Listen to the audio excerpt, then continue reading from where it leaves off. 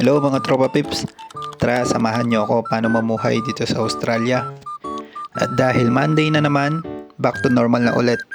Gising ng maaga para magtrabaho dahil alipin tayo ng salapi. Hindi, joke lang. At syempre, shoutout sa mga tropa pips natin dyan.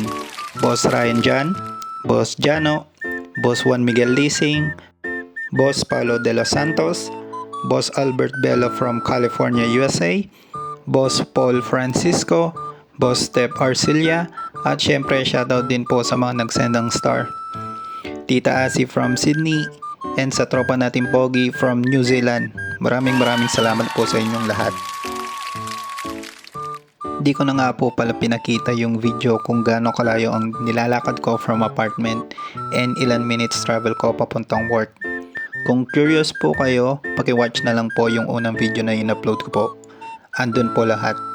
Maraming salamat po. Baka po kasi mainip po kayo sa lakad ko dahil mahaba-haba po ang aking lalakbayin.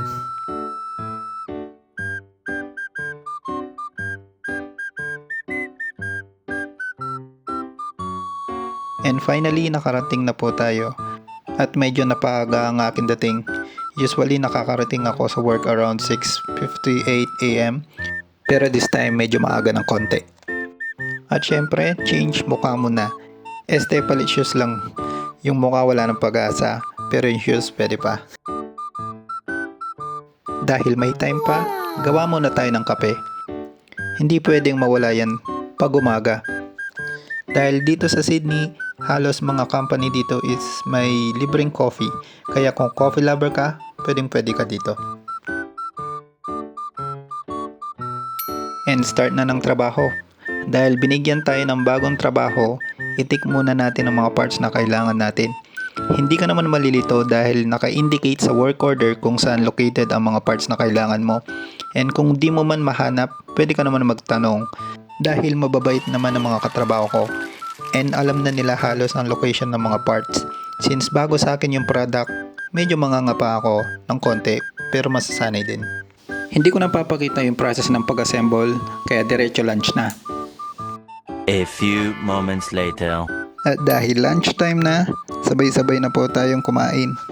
Ang ulam ko nga po pala for today is nilagang baboy. At syempre di mawawala ang sandamakmak na kanin. Tara, manganta na po. 12 seconds later. Back to work na ulit. This time sa mechanical room naman ako mag-work.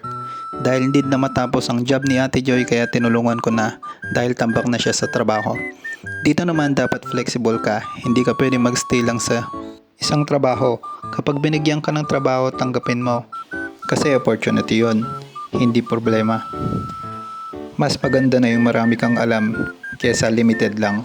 10 hours later. At dahil pauwi na tayo, kung kanina malamig, ngayon mainit naman. So ano pang inintay natin?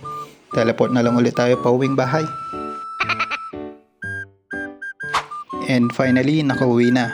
So paano ba yan? Sa sunod-sunod ulit mga tropa pips. At ako'y mag-iinit na ng ulam namin para sa dinner. Ingat po tayong lahat mga tropa pips. Maraming salamat po sa panonood. Sa ulitin.